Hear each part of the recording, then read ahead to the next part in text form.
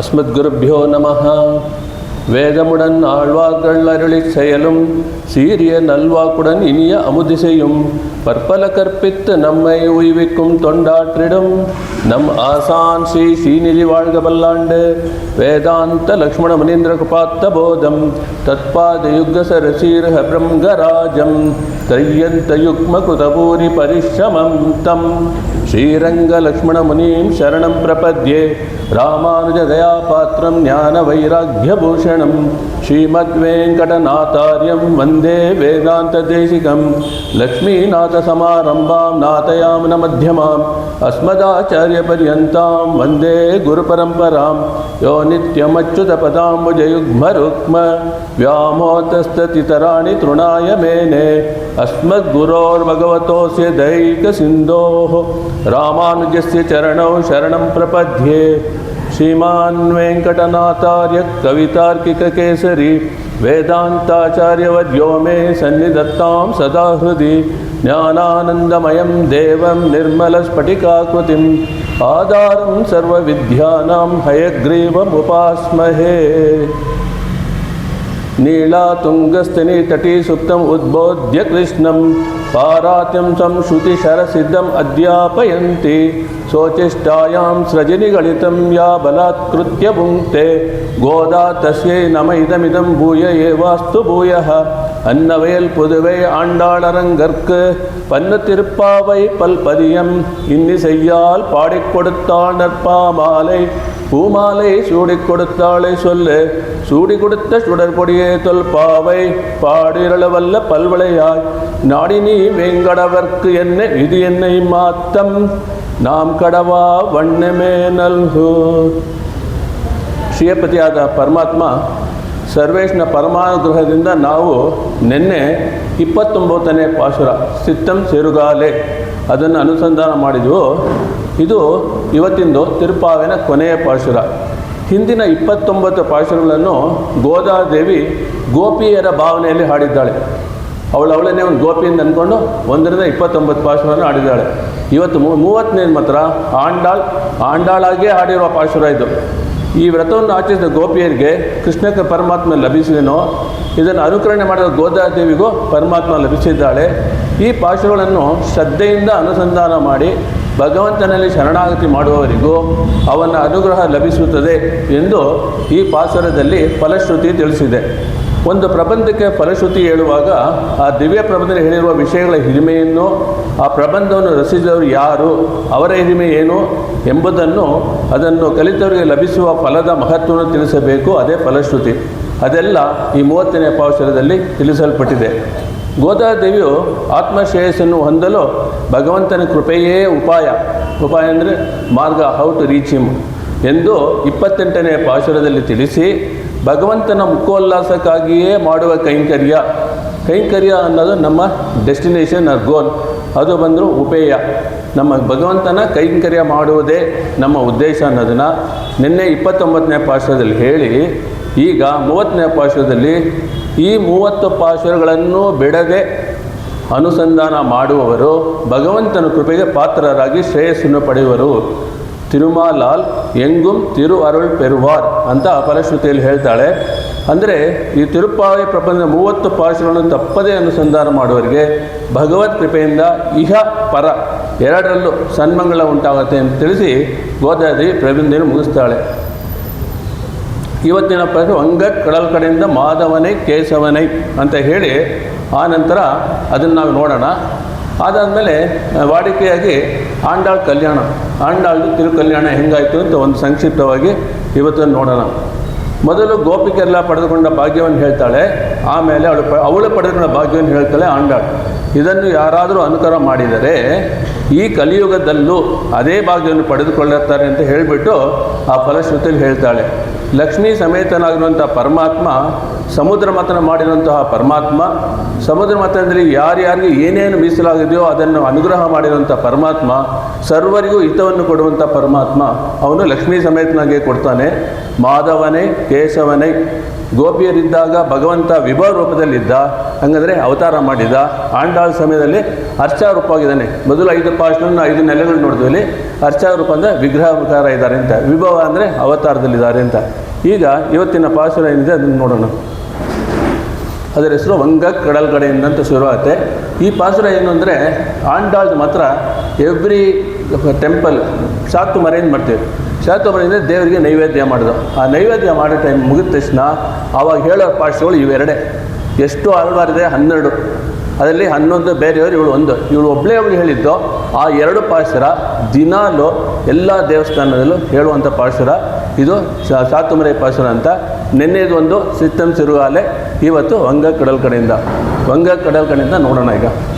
ವಂಗ ಕಡಲ್ ಕಡೆಯಿಂದ ಮಾಧವನೈ ಕೇಶವನೈ ತಿಂಗಳ್ ತಿರುಮುಗತ್ತು சென்னிறைஞ்சி அங்கப்பறை கொண்ட ஆற்றை அணிபுதுவை பைங்கமல தெந்தெறியல் பட்டர்பிரான் கோதை சொன்ன சங்கத்தமிழ் மாலை 30 தப்பாமே இங்கு இப்பரிசுரைப்பார் 2 மால்வரை தோள் செங்கண் திருமுகத்து செல்வ திருமாலால் எங்கும் திரு அருள் பெற்று இன்புருவர் எம்பாவாய்.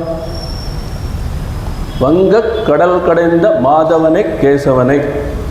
ಹಡಗುಗಳುಳ್ಳ ಸಮುದ್ರವನ್ನು ಕಡೆದ ಮಾಧವನನ್ನು ಕೇಶವನನ್ನು ಅಂದರೆ ಶ್ರೀಯಪತಿಯಾದ ಸರ್ವೇಶ್ವರ. ನಾವು ಶ್ರೀಯಪತಿ ಅಂತ ಏನು ಹೇಳ್ತೀವಿ ಅಂದರೆ, ಶ್ರೀ ಅಂದರೆ ಮಹಾಲಕ್ಷ್ಮಿ, ಶ್ರೀಯಪತಿ ಅಂದರೆ ಯಾವಾಗಲೂ ಜೊತೆಗಿರೋರು. ಅದೇ ನಮ್ಮ ಸಿದ್ಧಾಂತದಲ್ಲಿ ದಿವ್ಯ ದಂಪತಿಗಳು. ಶ್ರೀಯಪತಿಯಾದ ಸರ್ವೇಶ್ವರನ್ನು ಅಂದರೆ ನಮ್ಮ ಸರ್ವೇಶ್ವರ ಏನು ಮಾಡಿದಂತೆ ದೇವತೆಗಳಿಗೆಲ್ಲ ಸಹಾಯ ಮಾಡಬೇಕು, ಶ್ರಮವಹಿಸಿ ಸಮುದ್ರ ಮಥನ ಮಾಡಿದಂತೆ ಅವನು. ಕೊನೆಗೆ ದೇವತೆಗಳಿಗೆ ಏನು ಬೇಕು ಅಂತ ಸುಮ್ಮನೆ ಅದೊಂದು ರೀಸನ್ ಅಂತ ಹೇಳ್ತಾರೆ. ದೇವತೆಗಳಿಗೆಲ್ಲ ಅಮೃತ ಕೊಡಿಸ್ಬೇಕು ಅನ್ನೋ ರೀಸನ್ ಮಾತ್ರ. ರಿಯಲಾಗಿ ಏನಾಯಿತು ಅನ್ನೋಂದರೆ ತಾಯಿ ಮಹಾಲಕ್ಷ್ಮಿಯನ್ನು ಪಡೆದಿದ್ದು ನಮ್ಮ ನಾರಾಯಣ. ಅದೇ ಟೈಮ್ ಶ್ರೀಮನ್ ನಾರಾಯಣ ಮಹಾಲಕ್ಷ್ಮಿನ ಪಡೆದಿದ್ದು. ಸಮುದ್ರ ಮಂಥನ ಬಂದಾಗ ಏನೇನು ಬರ್ತೇನೆ ನೋಡ್ತೀವಿ. ಅದರಲ್ಲಿ one of the important things Mahalakshmi. ಶ್ರೀಯಪತಿಯಾದ ಪರಮಾತ್ಮಗೆ ಶ್ರೀಯಪತಿ ಬರೋದಕ್ಕೆ ಮಹಾಲಕ್ಷ್ಮಿ ಬಂದಿದೆ ಆ ಸಮುದ್ರ ಮಂಥನದಲ್ಲಿ ಅಂತ ಹೇಳ್ತಾರೆ. ಇಲ್ಲಿ ಮಾಧವನೇ ಕೇಶವನೇ ಅಂತೇಳಿ ಹೆಸರೇ ಭಗವಂತನಿಗೆ ಎಷ್ಟೋ ಹೆಸರಿದೆ. ಇದರಲ್ಲಿ ಮಾಧವನೇ ಕೇಶವನೇ ಅಂತ ಹೇಳ್ತಾರೆ. ಮಾಧವನೇ ಅಮೃತ ಮಥನ ಮಾಡುವಾಗ ಕ್ಷೀರಸಾಗರದಲ್ಲಿ ಉದ್ಭವಿಸಿದ ಮಹಾಲಕ್ಷ್ಮಿ ಪರಮಾತ್ಮನ ವಕ್ಷಸ್ಥಳದಲ್ಲಿ ಇರುತ್ತಾಳೆ. ಮಾಧವನ್ ಅಂದರೆ ಮಹಾಲಕ್ಷ್ಮಿಯನ್ನು ಯಾರು ವಕ್ಷಸ್ಥಳದಲ್ಲಿ ಇಟ್ಟಿರುವನೋ ಅವನು ಮಾಧವನ್. ಅದರಿಂದ ಪರಮಾತ್ಮ ವಕ್ಷಸ್ಥಳಲ್ಲಿರೋದನ್ನ ಅದಕ್ಕೆ ಅವನು ಮಾಧವನ್ ಅಂತ ಹೆಸರು ಬಂದಿದೆ ಅಂತ ಹೇಳ್ತಾರೆ. ಅದಕ್ಕೆ ಅವನಿಗೆ ಶ್ರೀಯಪತಿಯಾದ ಅಂತ ಹೇಳ್ತೀವಿ. ಇವನು ಶ್ರೀಯಪತಿಯಾದ ಪರಮಾತ್ಮ ಶರಣಾಗತಿ ಮಾಡಿದ್ದಾರೆ ಅಂತ ಆಂಡಾಳು ಹೇಳ್ತಾರೆ ಇಲ್ಲಿ. ಇದನ್ನು ನಮ್ಮಲ್ಲಿ ದ್ವಯಮಂತ್ರ ಅಂತಿದೆ. ನಮ್ಮ ಮೂಲ ಮಂತ್ರ, ದ್ವಯಮಂತ್ರ, ಚರ್ಮ ಶ್ಲೋಕ ಅಂತ 3 ವಿಷಯಗಳಿದೆ ನಮ್ಮ ಶ್ರೀ ವೈಷ್ಣವ ಸಿದ್ಧಾಂತದಲ್ಲಿ. ಈ ಪಾಸುರ ದ್ವಯಮಂತ್ರದನ್ನು ತಿಳಿಸುತ್ತೆ ಅಂತ ಪೂರ್ಯಾಚಾರ್ಯರು ಹೇಳಿದ್ದಾರೆ. ಮಾಧವನೇ ಕೇಶವನೇ, ಪರಮಾತ್ಮನಿಗೆ ಕೇಶವನ ಎಂಬ ಹೆಸರು ಅದು ಇದೆ ಅಂತ ಗೊತ್ತಿದೆ. ಇದರಲ್ಲಿ 3 ವಿಧವಾಗಿ ಅರ್ಥ ಹೇಳ್ತಾರೆ ಕೇಶವನಿಗೆ. ಸುಂದರವಾದ ಕೇಶರಾಶಿ ಉಳ್ಳವನು ಅನ್ನೋದು ಒಂದು. 2ನೇದು ಕೇಶಿ ಎಂಬ ರಾಕ್ಷಸನ್ನು ಸಂಹರಿಸಿದವನು. 3ನೇದು ಕೇಶವ ಕ್ಲೇಶನಾಶನ ಅಂತ ಹೇಳ್ತಾರೆ, ವಿರೋಧಿಗಳನ್ನು ನಾಶ ಮಾಡುವ ಸಾಮರ್ಥ್ಯ ಉಳ್ಳವನು ಅಂತ. ಅದರಿಂದ ಕೇಶವಗೆ 3 ಥರ ಇದೆ. ಎಲ್ಲರಿಗೂ ಸ್ವಾಮಿಯ ಕೇಶವ ಅಂತೇಳಿ 3 ಥರ ಅವನ್ನ ಹೇಳ್ತಾರೆ. ಭಗವಂತ ಈಗ ನಾವು ಸಮುದ್ರ ಮಂಥನ ನೋಡೋಣ. ಇದರಲ್ಲಿ ಈ ಪಾಸುರದಲ್ಲಿ ಮೇಯ್ನಾಗಿ ಸಮುದ್ರ ಮಂಥನನೇ. ಅಲ್ಲಿ ಏನಾಯಿತು ಹೆಂಗಾಯಿತು ಅನ್ನೋದು ನೋಡೋಣ. ಈಗ ಭಗವಂತ ಕೂರ್ಮರೂಪಿಯಾಗಿ ಬಂದ ಅಂಥೇಳಿ ತಿರುಮೈಸೆ ಆಳ್ವಾರ್ ಆಮಯ್ಯನ ಕೇಶವ ಅಂತ ಪದ ಹಾಕಿದ್ದಾರೆ ಅವರ ಪಾಸುರದಲ್ಲಿ. ಕೂರ್ಮರೂಪಿಯಾಗಿರುವಂಥ ಪರಮಾತ್ಮ ಮೂರ್ತಿ ರೂಪವನ್ನು ಧರಿಸಿಕೊಂಡು, ಕೃಷ್ಣ ರೂಪವನ್ನು ಧರಿಸಿಕೊಂಡು, ಸುಂದರವಾದ ಕೇಶಪಾಶಗಳನ್ನು ಧರಿಸಿಕೊಂಡು ಮೇರು ಸಮಾನನಾಗಿ ಪರಮಾತ್ಮ ಬಂದು ನಮ್ಮ ಭಾರಗಳನ್ನು ತೆಗಿತಾನೆ ಅಂತ ತ್ಯಾಗರಾಜರು ಅವ್ರ ಕೀರ್ತನೆಯಲ್ಲಿ ಒಂದು ಹೇಳಿದ್ದಾರೆ. ಆ ಪ್ರಸಂಗದಲ್ಲಿ ಪರಮಾತ್ಮನ ಕೂದಲುಗಳ ಸುಂದರತೆಯನ್ನು ನೋಡಿಕೊಂಡು ಲಕ್ಷ್ಮೀ ಸಮೇತನಾಗಿ ಬಂದಿರೋ ಪರಮಾತ್ಮ ಪರಿಪೂರ್ಣಗೊಳ್ಳುವ ಪರಮಾತ್ಮ. 6ನೇ ಮನ್ವಂತರದಲ್ಲಿ ಚಾಕ್ಷುಷ ಪರಮಾತ್ಮ ಅಮೃತವನ್ನು ದೇವತೆಗಳಿಗೆ ಕೊಟ್ಟ ಅಂಥೇಳಿ ಹೇಳಿದ್ದಾರೆ. ಅಮೂದಿನಲ್ಲಿ ಆತ್ಮನಾದ ಪರಮಾತ್ಮ. ಹೆಂಗಂದರೆ ಅಮೃತದೊಳಗೆ ಇರೋದು ಆತ್ಮ ಅಂದರೆ ನಮ್ಮ ಪರಮಾತ್ಮ ಅಂತ.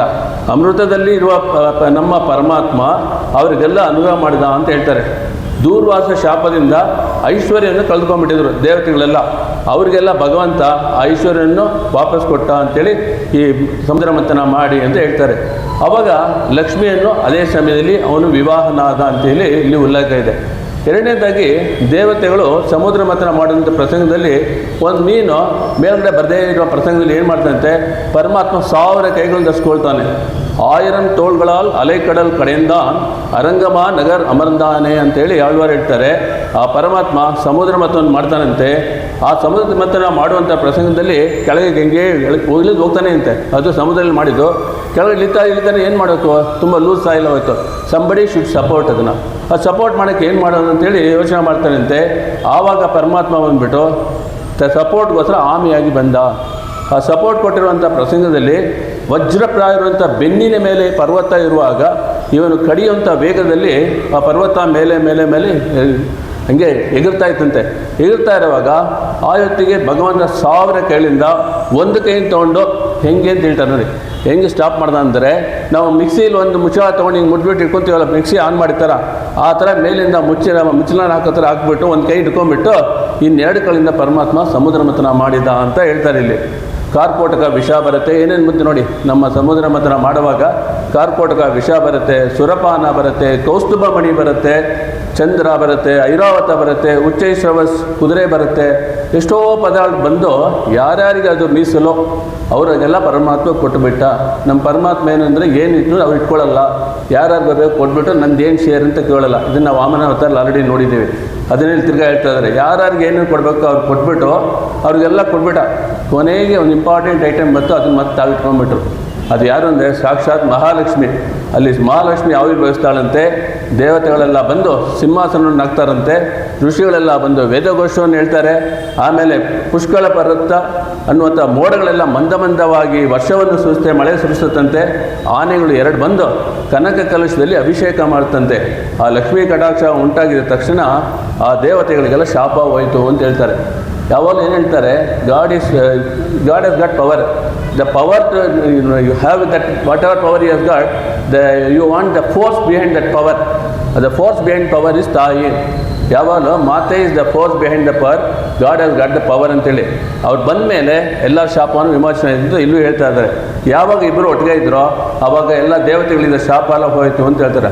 ಅಂತಹ ಪರಮಾತ್ಮ ನಮ್ಮ ಶಾಪಗಳನ್ನು ಹೋಗಿಸಿ ನಮಗೆ ಭಕ್ತಿ ಕೊಡುವಂಥ ಪರಮಾತ್ಮ, ಅವನನ್ನು ಆ ಗೋಪಿಯರು ಹೋಗಿ ಅವನ ಹತ್ರ ಯಾಚನೆ ಹೆಂಗೆ ಮಾಡಿದ್ರು ಅಂತ ಹೇಳಿದ್ರೆ, ತಿಂಗಳ್ ತಿರುಮುಗತ್ತು ಸೇಯಾರ್ ಸೆನ್ರಿರೈಂಜಿ ಅಂದರೆ ಚಂದ್ರನ ಥರ ಮುಖಮಂಡಲ ಉಳ್ಳಂಥ ಗೋಪಿಯರು ಅಂತ. ಚಂದ್ರಮಂಡಲ ಮುಖ ಇದೆ ಅಂದರೆ ಪರಿಪೂರ್ಣ ಜ್ಞಾನಸ್ಥರಾಗಿದ್ದರು ಗೋಪಿಕೆಯರು ಅಂತ ಹೇಳ್ತಾರೆ.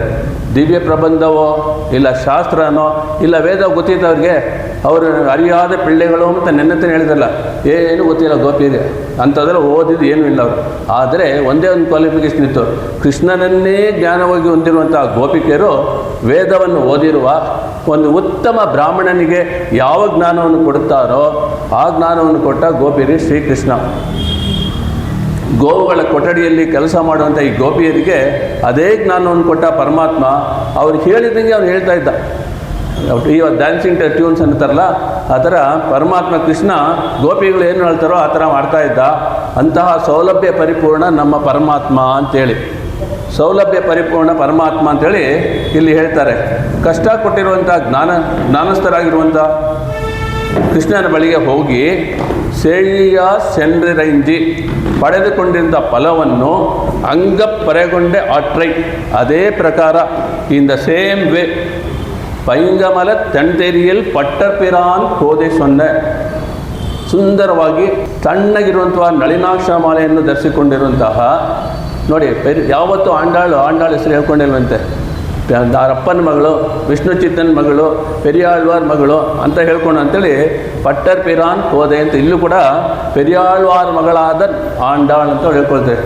ಅವಳು ತನ್ನನ್ನು ಇಂಟ್ರೊಡ್ಯೂಸ್ ಮಾಡಿಕೊಂಡ ಪ್ರಸಂಗದಲ್ಲಿ ಯಾವಾಗಲೂ ತಂದೆ ಗುಡ್ಡವನ್ನು ಹೇಳಿ, ತಂದೆಯನ್ನು ಹೇಳಿ ಆಮೇಲೆ ಇವಳ ಹೆಸರನ್ನು ಹೇಳಿಕೊಳ್ಳುತ್ತಾಳೆ. ಇದು ಯಾಕೆ ಅಂದರೆ, ಕಾರಣಕರ್ತರಾಗಿರುವಂಥ ತಂದೆ ಹೆಸರನ್ನು ಹೇಳಿ ನಮ್ಮ ಹೆಸರನ್ನು ನಾವು ಹೇಳ್ಕೋಬೇಕು ಅಂತ ಹೇಳಿರುವ ಶಾಸ್ತ್ರವನ್ನು ಇಲ್ಲಿ ಆಂಡಾಳು ನಮಗೆ ತೋರಿಸ್ತಾ ಇದ್ದಾಳೆ. ಇಲ್ಲದೆ ಹೋದರೆ ಜೀವನ ಪ್ರಯೋಜನ ಇಲ್ಲದೆ ಆಗುತ್ತೆ ಅಂತ ಹೇಳ್ತಾರೆ. ಇಲ್ಲಿ ನಳಿನಾಕ್ಷಿ ಮಾಲೆ, ತುಳಸಿ ಮಾಲೆನ ಧರಿಸ್ಕೊಳ್ತಾ ಇದ್ರು ಭಕ್ತರು. ನಾವೆಲ್ಲ ಧರಿಸ್ಕೊಂಡ್ರೆ ಏನಾಗುತ್ತೆ, ಒಂದು ಅರ್ಧ ಗಂಟೆ ಆದಮೇಲೆ ಅದು ಬಾಡೋಗುತ್ತೆ, ಬಿಸಿ ಆಗ್ಬಿಡುತ್ತೆ. ಆದರೆ ನಮ್ಮ ಪೆರಿಯಾಳ್ವಾರ್ ಧರಿಸ್ಕೊಂಡಿದ್ರೆ ಮಾಲೆ ಯಾವಾಗಲೂ ತಂಪಾಗಿತ್ತಂತೆ. ಪೆರಿಯಾಳ್ವಾರ್ ಅವ್ರ ಇನ್ನೊಂದು ಹೆಸರೇನು ವಿಷ್ಣು ಚಿತ್ತನ್ ಅಂತೇಳಿ. ಅವರು ತಾಪವನ್ನು ಹೋಗಿಸುವ ಭಗವಂತ ವಿಷ್ಣು ಚಿತ್ತನಾಗಿ, ನಾವು ಲಾಸ್ಟ್ ಟೈಮ್ ನೋಡಿದೆ, ವಿಷ್ಣು ಚಿತ್ತನ್ ಅಂದರೆ ಯಾರು ವಿಷ್ಣುವಿನ ಚಿತ್ತದಲ್ಲಿದ್ದಾರೋ, ಹಂಗಂದರೆ ಪೆರಿಯಾಳ್ವಾರ್ ವಿಷ್ಣುವಿನ ಚಿತ್ತದಲ್ಲಿದ್ದರು, ಅದೇ ಥರ ವಿಷ್ಣು ನಮ್ಮ ಪೆರಿಯಾಳ್ವಾರ್ ಚಿತ್ತದಲ್ಲಿದ್ದು ಅಂತೇಳಿ ಅದಕ್ಕೆ ಅವ್ರ ಹೆಸರು ವಿಷ್ಣು ಚಿತ್ತನ್ ಅಂತ ಬಂದಿ ಅಂತಿರೋದು. ಎಲ್ಲರ ಚಿತ್ತದಲ್ಲೂ ವಿಷ್ಣು ಇದ್ದಾನೆ, ಅದರಲ್ಲಿ ಡೌಟೇ ಇಲ್ಲ. ಪರಮಾತ್ಮ ಇದ್ದಾನೆ ಅಂತರ್ಯಾಮಿಯಾಗಿ ನೋಡಿದ್ವಿ, ಅದು ಮೊದಲನೇ ಮಾತು. ಆದರೆ ಅವರು ವಿಷ್ಣು ಚಿತ್ತನ ಹತ್ರ ಇದ್ದರು. ಆದರೆ ಎಷ್ಟು ಜನ ವಿಷ್ಣು ಚಿತ್ತದಲ್ಲಿದ್ದೀವಿ ಆ ಕ್ವಶನ್ಗೆ ನಾವೇ ಆನ್ಸರ್ ಮಾಡ್ಕೊಬೇಕು. ಎಲ್ಲರೂ ಅಂತರ್ಯಾಮಿಗೆ ವಿಷ್ಣು ಇದ್ದಾನೆ, ಅದು 100% ಎಲ್ರಿಗೂ ಗೊತ್ತು, ಈ ದಿನ ನೋಡಿದ್ದೀವಿ. ನಾವು ಅವರಿದ್ದಲ್ಲಿ ಇದ್ದೀವಾ ಅನ್ನೋದು, ವಿಷ್ಣು ಚಿತ್ತರು ಒಬ್ಬರು ಇದ್ರು ಅಂತ ಎಲ್ರಿಗೂ ಗೊತ್ತು, ನಾವಿದ್ದೀವಾ ಅನ್ನೋದು ನಾವೇ ಪ್ರಶ್ನೆ ಮಾಡಿ ಅದಕ್ಕೆ ಉತ್ತರ ತಗೊಳ್ಬೇಕು. ಭಟ್ಟರ್ ಪಿರಾನ್, ಪೆರಿಯಾಳ್ವಾರಾದ ಮಗಳಾಗಿರುವಂಥ ಗೋದೆ ಹೇಳಿದ, ಒಂದು ಸಂಸಾರದಲ್ಲಿ ಸಂಸ್ಕಾರವನ್ನು ತರುವುದು ತಂದೆ, ಅದನ್ನು ಮಕ್ಕಳಿಗೆ ಕೊಡುವುದು ತಾಯಿ. ಭಟ್ಟರ್ ಪಿರಾನ್ ಸಂಗತ್ ತಮಿಳ್ ಮಾಲೈ 30 ಉತ್ತಮ ಸಂಗತ್ ತಮಿಳ್ ಅಂತ ಅದೊಂದು ಟೈಪ್ ಆಫ್ ತಮಿಳದು. ಉತ್ತಮವಾದ ತಮಿಳು ಭಾಷೆಯಲ್ಲಿರುವ ಮಾಲೆಯಂತಿರುವ ಈ 30 ಪಾಸುರಗಳನ್ನು ಹೂಮಾಲೆ ಪಾಮಾಲೆ ಅಂತಾರೆ ಆಂಡಾದಲ್ಲಿ. ಹೂಮಾಲೆ ಅಂದರೆ ಹೂವಿನ ಹಾರ, ಪಾಮಾಲೆ ಅಂದರೆ ಈ ಸ್ತೋತ್ರಗಳಿಂದ 30 ಪಾಸುರಗಳಿಂದ ಮಾಡಿದ ಮಾಲೆ. ಹೂಮಾಲೆ ಪಾಮಾಲೆ, ಈ ಸ್ತೋತ್ರಗಳಿಂದ ಮಾಡಿದ 30 ಪಾಸುರಗಳ ತಿರುಪಾವೈ ಎಂಬ ಪ್ರಬಂಧವು ಭಕ್ತರ ಗೋಷ್ಠಿ ಸಮೂಹದಲ್ಲಿ ಹಾಡಿ ಅನುಭವಿಸತಕ್ಕ ಪಾಸುರವಾಗಿದೆ ಎಂದು ಸುಲಭವಾದ ತಮಿಳು ಭಾಷೆಯಲ್ಲಿದೆ ಅಂತ ಹೇಳಿ ಪುಷ್ಪಮಾಲೆಯಂತೆ ಪದ್ಯಮಾಲೆ ರೂಪವಾಗಿ ಇದೆಂದು ತಿಳಿಸಿದ್ದಾಳೆ. ಪುಷ್ಪಮಾಲೆಯನ್ನು ಪರಮಾತ್ಮನಿಗೆ ಸಮರ್ಪಿಸಿದ ಗೋದಾದೇವಿಯು ಈ ಪದ್ಯಮಾಲೆಯನ್ನು ಕೂಡ ಅರ್ಪಿಸಿದರು. ಇಂದಿಗೂ ನಮ್ಮೆಲ್ಲರಿಗೂ ಪರಮಾತ್ಮನಿಗೆ ಸಮರ್ಪಿಸಲು ಈ ತಿರುಪಾವ ಎಂಬ ಪದ್ಯಮಾಲೆಯನ್ನು ಕೊಟ್ಟು ಅವಳು ನಮಗೆ ಅನುಗ್ರಹಿಸಿದ್ದಾಳೆ ಅಂತೆ. ಸಂಗತ್ ತಮಿಳ್ ಮಾಲೆ 30 ತಪ್ಪಾಮೆ ಇಂಗು ಪರಿಸುರೈಪಾರ್. ಈ ತಿರುಪಾವೆಯಲ್ಲಿ 30 ಪಾಸುರಗಳಿದೆ ಅಂತ ನೋಡಾಯಿತು. ಇವತ್ತು 33ನೇ ದಿವಸ ನಮ್ಮದು. ಅದನ್ನು ತಪ್ಪದೆ, ಈ ತಿರುಪಾವಯ್ಯ 30 ಪಾಸುರಗಳನ್ನು ತಪ್ಪದೆ, ಅಂದರೆ ಒಂದು ಪಾಸುರವನ್ನು ಬಿಡದೆ, ಈ ಭೂಲೋಕದಲ್ಲಿ ಈ ರೀತಿ ಅನುಸಂಧಾನ ಮಾಡ್ತಾರೋ, ಒಂದು ಮಣಿ ಹಾರದಲ್ಲಿ ಒಂದೇ ಒಂದು ಮಣಿ ಬಿದ್ದೋದ್ರೆ ಹಾರ ಹೆಂಗಿರುತ್ತೆ, ಚೆನ್ನಾಗಿರಲ್ಲ. ಅದೇ ಥರ ಅದಕ್ಕೋಸ್ಕರ 30 ತಪ್ಪಾಮೆ ಅಂತ ಹೇಳಿದಾರಂತೆ, ಒಂದನ್ನು ಬಿಡದೆ ಹೇಳಿ. ಅದಕ್ಕೋಸ್ಕರ ಎಲ್ಲ ಮಣಿಗಳಿದ್ದರೆ ಎಷ್ಟು ಚೆನ್ನಾಗಿರುತ್ತೆ, ಅದೇ ಥರ ತಿರುಪಾವೆ 30 ಪಾಸುರವನ್ನು ಆಡಿದ್ರೆ ಅತ್ಯುತ್ತಮ ಅಂತೇಳಿ ತಿಳಿಸಿದ್ದಾಳೆ. ಒಂದನ್ನು ತಪ್ಪಿಸದೆ, ಯಾಕಂದರೆ ಒಂದೊಂದು ಪಾಸುರದಲ್ಲೂ ಒಂದು ತಾತ್ಪರ್ಯವನ್ನು ಕೊಂಡಾಡ್ತಾಳೆ. ಈಗ ನಾವು 30 ಪಾಸುರಗಳಲ್ಲಿ ತಾತ್ಪರ್ಯನ ಒಂದೇ ಒಂದು ಸೆಂಟೆನ್ಸಲ್ಲಿ ಒಂದೊಂದನ್ನು ಹೇಳ್ತೀನಿ, ಜಸ್ಟ್ ಯು ಕ್ಯಾನ್ ರೆಕಲೆಕ್ಟ್ ಏನೇನು ನೋಡಿದ್ವಿ ಅಂತ. 30 ಪಾಸುರ ಹೇಳಿದಲ್ಲ, ಅದಕ್ಕೋಸ್ಕರ 30 ಜಸ್ಟ್ ಒಂದು ಸೆಂಟೆನ್ಸ್ ಈಚ್ ಪಾಸುರ ವಾಟ್ ಇಟ್ ಕಂಟೈನ್ಸ್ ಅಂತ ಅದು ಬಂದಿರೋರು ಗೊತ್ತಾಗುತ್ತೆ. ಇಲ್ಲದೆ ಮೊದಲೇ ಗೊತ್ತಿರೋ ಎಷ್ಟು ಜನ ಇದ್ದಾರೆ ಅವರೆಲ್ಲ ಜಸ್ಟ್ ಒಂದು ರಿಫ್ರೆಶ್ ಮೆಮರಿ ಥರ. ಈಗ ಮೊದಲನೇ ಪಾಸುರ ಮಾರ್ಗಳಿ ತಿಂಗಳ್ ಮದಿನರಿಂದ ನನ್ನಾಳ, ಆ ಪಾಸುರದಲ್ಲಿ ಪ್ರಾಪ್ಯ ಪ್ರಾಪಕ ಸಂಘವನ್ನು ಹೇಳಿ, ಎರಡನೇ ಪಾಸುರದಲ್ಲಿ ವಯ್ಯತ್ತು வாழ்வீர்கள் ನಾವು ನಂಪಾವೈಕ್, ಅದರೊಳಗೆ ಕೃತ್ಯ ಅಕೃತ್ಯ ವಿವೇಕವನ್ನು ಹೇಳಿ, ಡೂಸ್ ಆ್ಯಂಡ್ ಡೋಂಟ್ಸ್, ನಾವು ಏನು ಮಾಡೋಕ್ಕೋ ಮಾಡಬಾರ್ದು ಅಂತ ಹೇಳಿ ವ್ರತಕ್ಕೆ ಬೇಕಾಗಿರೋದು. ಓಂಗಿ ಉಲಗಳಿಂದ ಅಲ್ಲಿ ಬಂದು ವಾಮನಾವತಾರ ಮತ್ತು ತ್ರಿವಿಕ್ರಮನಾವತಾರ ಹೇಳಿ, ಅದರಲ್ಲಿ ಏನು ಹೇಳೋದಂದರೆ ಅನನ್ಯ ಭೋಗತ್ವ, ಅನನ್ಯ ಶೇಷತ್ವ, ಅನನ್ಯ ಉಪಾಯತ್ವವನ್ನು ಹೇಳಿ, ಆಳಿ ಮಳೆಕಣ್ಣ ಅದರಲ್ಲಿ ವರ್ಣಂದು ಅಂತರ್ಯಾಮಿಯಾಗಿದ್ದಾನೆ ತತ್ವವನ್ನು ತೋರಿಸಿ, ಮಾಯನೇ ಮಣ್ಣು ಒಡಮದರೆ ಮೈಂದನೆ ಪಾಸುರದಲ್ಲಿ ಭಗವಂತ ಅರ್ಚಾರೂಪನಾಗಿ ಬಂದಿದ್ದಾನೆ ಅಂತ ಹೇಳಿ ತತ್ವ ಹಿತ ಪುರುಷಾರ್ಥವನ್ನು ತೋರಿಸ್ಕೊಡೋಕ್ಕೋಗಿ ಭಗವಂತ ಬಂದ್ಬಿಟ್ಟು ಅರ್ಚಾರೂಪಿಯಾಗಿ ಬಂದಿದ್ದಾನೆ ಅಂತ ನೋಡಿ, 6ನೇ ಪಾಸುರದಿಂದ 15 ಪಾಸುರ ಅದನ್ನು ನಾವು ನೋಡುವಾಗ ಏನು ಹೇಳಿದ್ವಿ, 10 ಪಾಸುರಗಳನ್ನು ಆಂಡಾಳ್ 10 ಗೋಪಿಕೆಯರನ್ನು ಎಬ್ಬಿಸಿದ್ಲು. ಒಬ್ಬೊಬ್ಬರು ಗೋಪಿಗೆ ನಿಲ್ಲಿಸುವಾಗ ಅವತ್ತಿನ ಬೆಳಗ್ಗೆ ಆಗಿದ್ದಕ್ಕೆ ಏನು ಸಂಕೇತ, ಅದಾದಮೇಲೆ ಅವಳು ಬಂದ್ಬಿಟ್ಟು ಅವಳು ಒಳ್ಳೆಯ ಗುಣ ಏನಿದೆ, ಆಲ್ವೇಸ್ ಪಾಸಿಟಿವ್ ಥಿಂಕಿಂಗ್ ಕಮ್ಯುನಿಕೇಷನ್ ಕೊಟ್ಟಿರೋದು ನಮಗೆ ಆಂಡಾಳು, ಅವರ ಒಳ್ಳೆಯ ಗುಣಗಳು ಏನಿದೆ. ಆಮೇಲೆ 1-2 ನಮ್ಮ ಕೃಷ್ಣನ ಲೀಲೆಗಳನ್ನು ಹೇಳಿದಾಳೆ. ಆ ಥರ 15, 9ರಿಂದ 10 ಪಾಸುರೊಳಗೆ ನಮ್ಮ ಒಳಗಡೆ ಉತ್ತಮ ಗುಣಗಳನ್ನು ನಾವು ಬೆಳೆಸಬೇಕು. ಅದು ಸುಮ್ಮನೆ ಅವ್ರು ಎಬ್ಸೋ ಅಂತ ಹೇಳಿದ್ರು, ಅದರಲ್ಲಿ ಒಂದೊಂದರಲ್ಲಿ ನೋಡಿದ್ವಿ ಏನೇನು ನಮಗೆ ಅನುಷ್ಠಾನಕ್ಕೆ ಬರುತ್ತೆ ಅಂತ.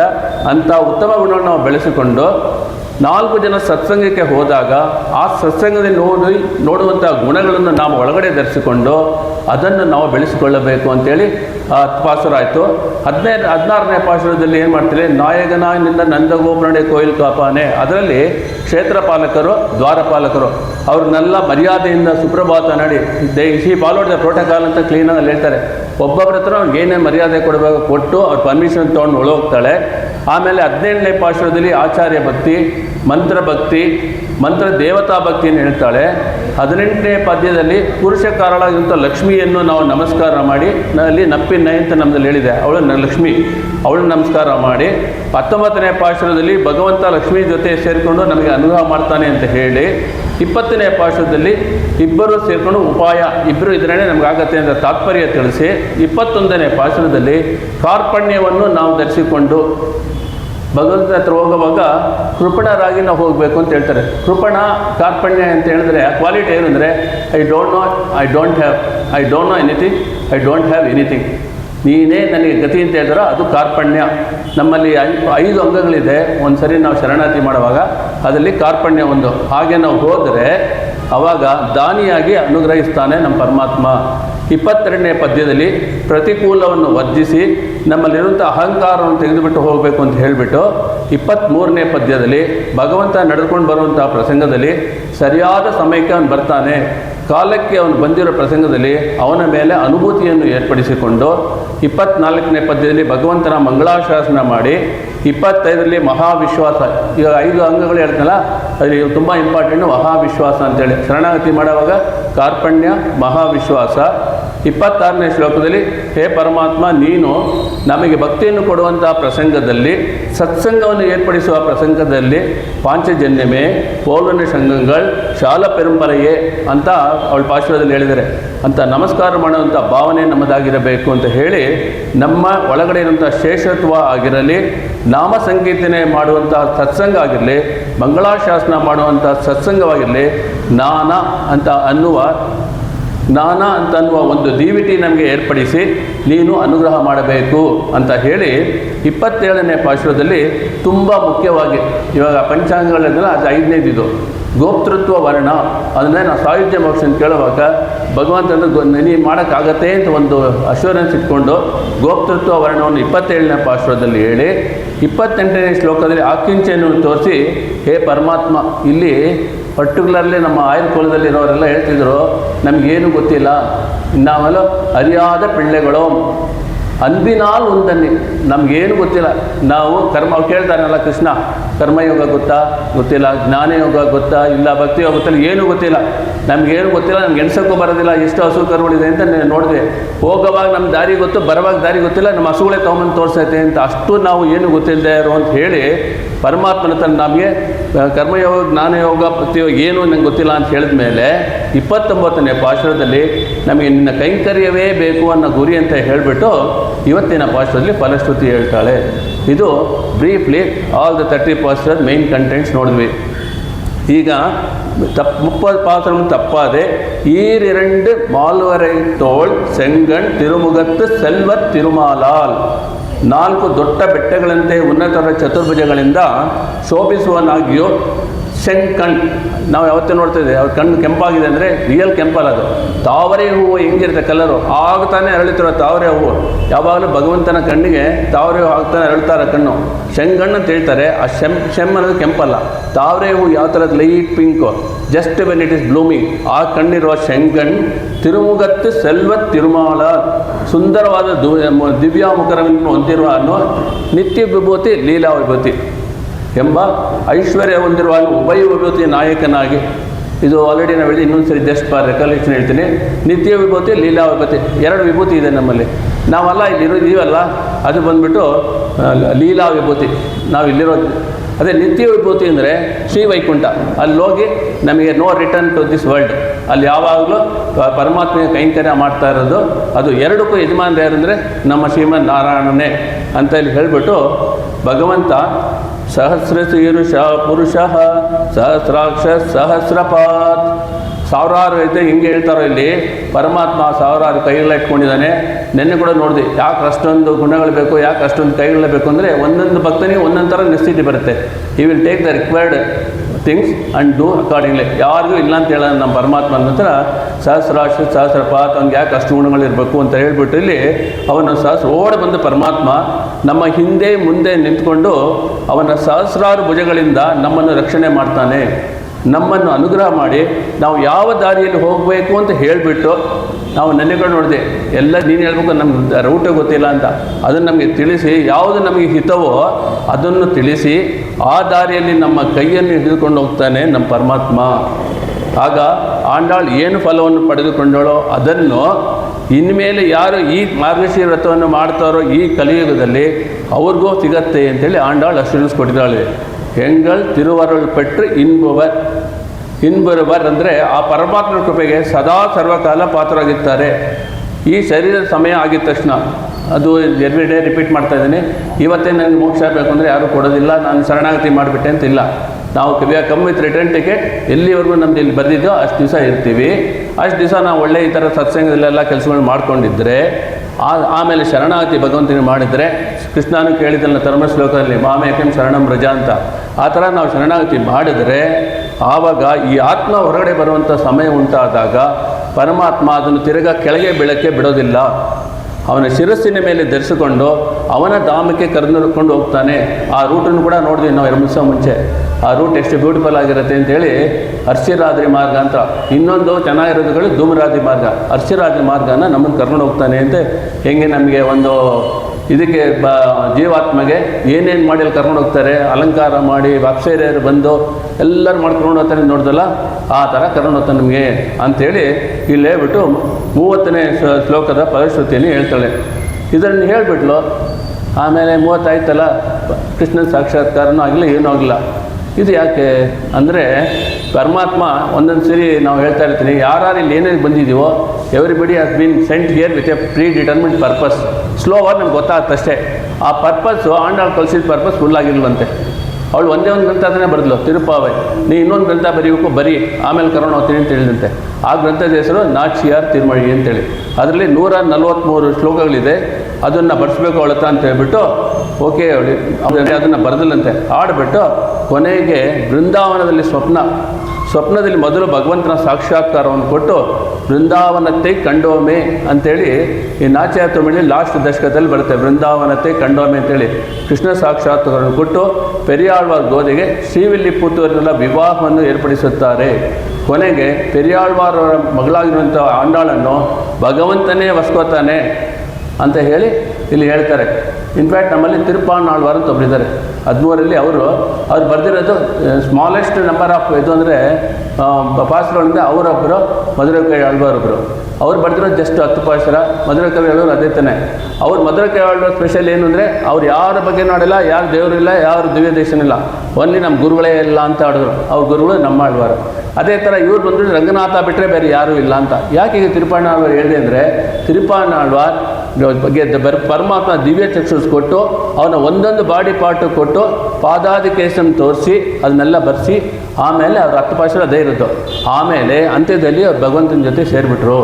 ಅದೇ ಥರ ಆಂಡಾಳು ಕೊನೆಯಲ್ಲಿ ಭಗವಂತನಿಗೆ ಸೇರಿಬಿಟ್ರು. ಯಾಕೆಂದರೆ ಅವಳು ಯಾರ ಹತ್ರ ಹುಟ್ಟಲಿಲ್ಲ. ಸೀಸನ್ ಅಯೋನಿಜೆ ಭೂಮಿಯಲ್ಲಿ ಹೆಂಗೆ ಸೀತೆ ಸಿಗಿದ್ಲು ಆ ಥರ ಆಂಡಾಳು ಸಿಕ್ಕಿದ್ಲು ಗೋದೆ. ಅದಕ್ಕೋಸ್ಕರ ಅವಳು ಪರಮಾತ್ಮನ ಜೊತೆ ಐಕ್ಯ ಆದ್ಲು ಅಂತಿದೆ. ಅದಕ್ಕೆ ನಾವು ಇವಾಗ ನೋಡಿರೋದು ಕೊನೆಯ ಪಾಶ್ರ ಆಯಿತು. ಇಲ್ಲಿಗೆ 30 ಪಾಶ್ರಗಳು ಸಂಪೂರ್ಣ ಆಯಿತು. ಇಲ್ಲಿಗೆ ತಿರುಪಾವೆ ಮುಗೀತು. ಆದರೆ ಆಂಡಾಳ್ತಾನೆ ಅದರ main actress, heroine, the only person. ಅವು ಹೆಂಗೆ ಮದುವೆ ಆಯಿತು, ಅವಳಿಗೆ ಬಂದಿರೋ ಕನಸಲ್ಲಿ ಏನು ಬಂತೋ ವಾರಣಂ ಆಯುರಂ ಅಂತೀವಿ. ಅದನ್ನು ಇವತ್ತು ನಮ್ಮ ಎಲ್ಲ ಮದುವೆಗಳಲ್ಲೂ ಅದನ್ನು ಹೇಳೇನೆ ಮದುವೆ ಮಾಡೋದು. ಅದರಿಂದ ಅದ್ರದ್ದು ಏನು ಜಿಸ್ಟು ಅನ್ನೋದನ್ನ ನೆಕ್ಸ್ಟ್ ಒಂದು 10-15 ನಿಮಿಷ ನೋಡಿಬಿಟ್ಟು next we will complete today's thing. ಈಗ ವಿಲ್ ಗೋ ಟು ಆಂಡಾಳ್ ವಿವಾಹ.